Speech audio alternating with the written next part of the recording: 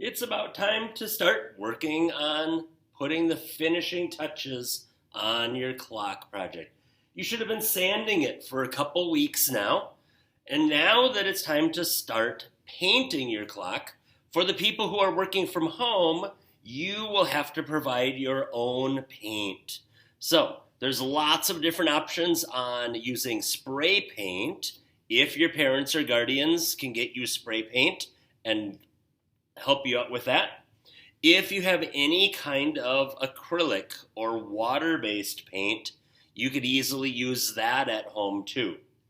If you have oil-based paint, you are going to have to make sure you get your parents' permission and have their help, because oil-based brush-on paint has a whole different set of cleanup instructions that they will have to help you at home with.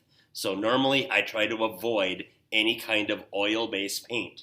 But water-based acrylic or latex paint, could be wall paint, could be craft paint, any of that will work out great.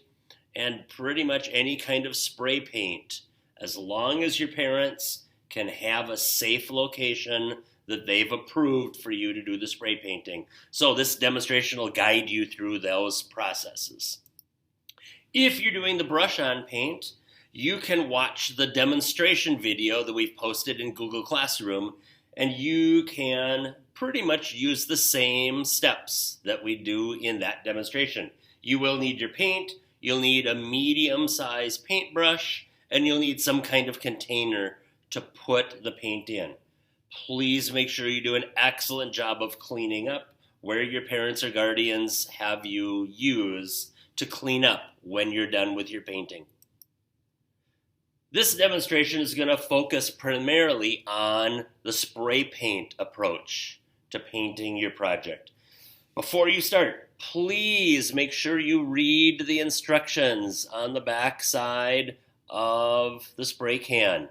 Each manufacturer has their suggestions on what you should do and what you should not do in order to use the paint properly. So please make sure you read through all of those instructions. Please make sure you get your parents' permission and guidance, if needed, to find a safe location to spray paint. It should not be inside your house. After you and your parents have located a safe location to do your spray painting, you're going to need to protect the area, because when you spray paint, a thin coat of fogged spray paint called overspray will land on the surfaces near you. So you should get a paper or canvas or plastic covering to spread out to make sure that you don't damage any of the surrounding area. Even a giant garbage bag cut open and spread out works really well to protect your surface. When I read the instructions for this particular spray paint, it says that I need to mix the spray paint for 1 minute, and then I need to hold the spray paint 10 to 16 inches from the surface and spray in a steady back and forth motion.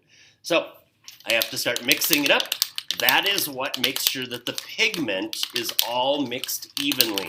So you should hear that ball rattling around for at least 1 minute. After it's all shaken up, this is your last chance to check to make sure that you have all of your front edges really, really nicely rounded, and that you have your name written on the back side. Because as soon as you spray paint the front, it's not going to show your name anymore. So you must have your name on the back side. Take a rag and wipe off any dust. You can also use a small brush. Any dust left on your project is going to create some imperfections that are going to make your project not look as nice as possible. So make sure it's nice and smooth and clean.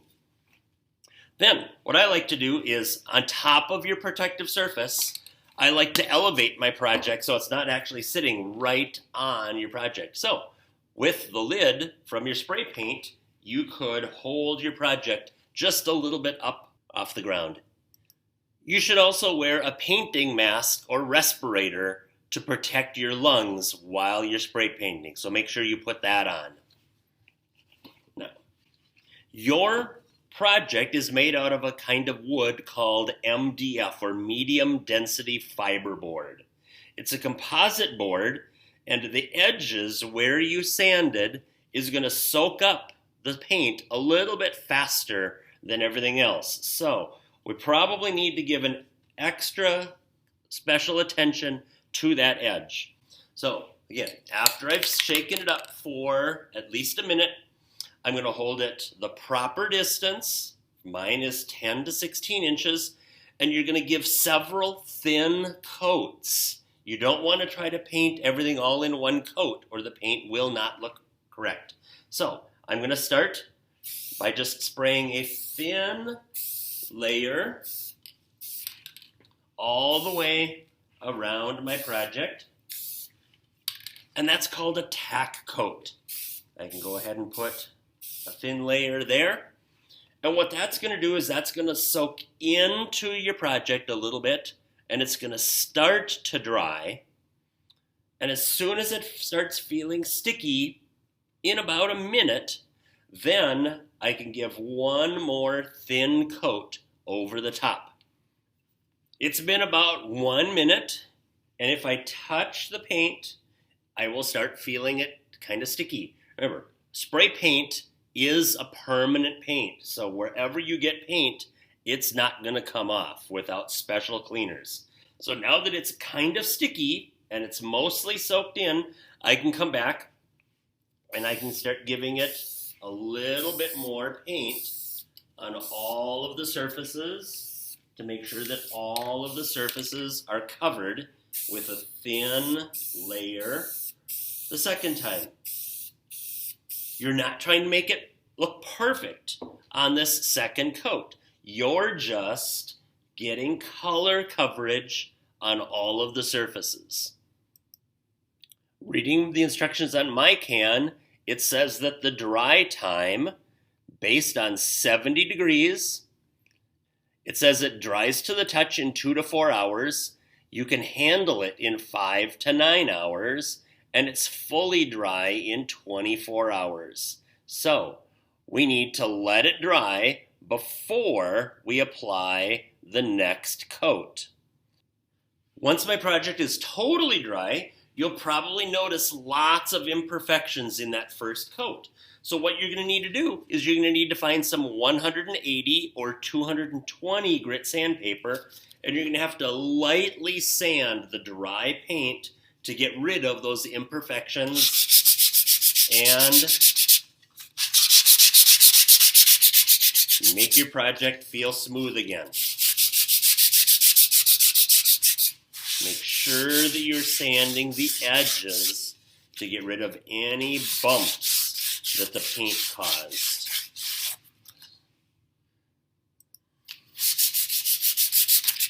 Once you're done with your light buff sanding, you're going to need to wipe off that dust again.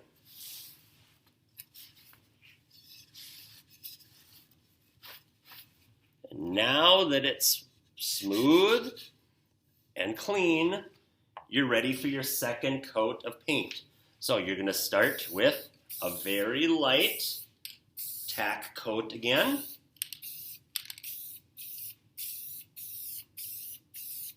Wait about 1 minute, and then go ahead and give it another light coat of paint. You may have to repeat this several times before you're satisfied with what the paint looks like. It's important to follow the instructions properly, because if you rush your painting job and you try to put in too much paint all in one coat, or you put another coat on before the previous coat is dry, the paint on the new coat can interact with the previous coat and cause what they call orange peel. And this is what orange peel looks like. If you get orange peel, the only thing you can do is wait until it is totally dry, and then take your sandpaper and you will have to re-sand the orange peel until it's smooth, and then start with a very light first coat, and then keep going small coats at a time until your project is fixed. After my second coat, I still see some imperfections, so I'm going to let it dry. Then I'm going to lightly sand it with 180 grit or 220 grit, and then I'm going to repeat that process again until I'm happy with what my painting project looks like. So as you can tell, this is going to take many, many days in order to get all of your pieces properly painted with spray paint. So don't rush the process. Let yourself do your very best work so that you can earn a really great grade with your finished project.